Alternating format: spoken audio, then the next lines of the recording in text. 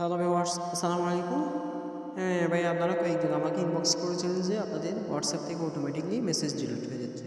তো এই ব্যাপারে কী করবেন? তো আপনারা চলুন তাহলে সেই বিষয়ে সমাধান করে নিই। তো প্রথমে আপনারা হোয়াটসঅ্যাপ অ্যাপে প্রবেশ করবেন। হোয়াটসঅ্যাপ অ্যাপে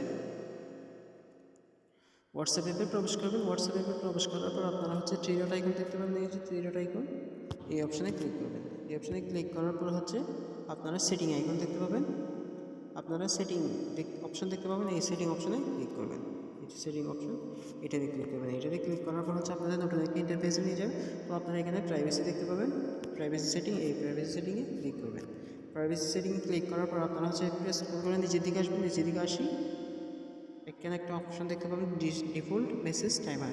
এই যে ডিফল্ট মেসেজ টাইমার, তো আপনারা এটাতে ক্লিক করবেন। এটাতে ক্লিক করার পর আপনারা এখানে 24 আওয়ার্স দেখতে পাবেন, 7 ডেজ দেখতে পাবেন, 90 ডেজ দেখতে পাবেন, অফ দেখতে পাবেন।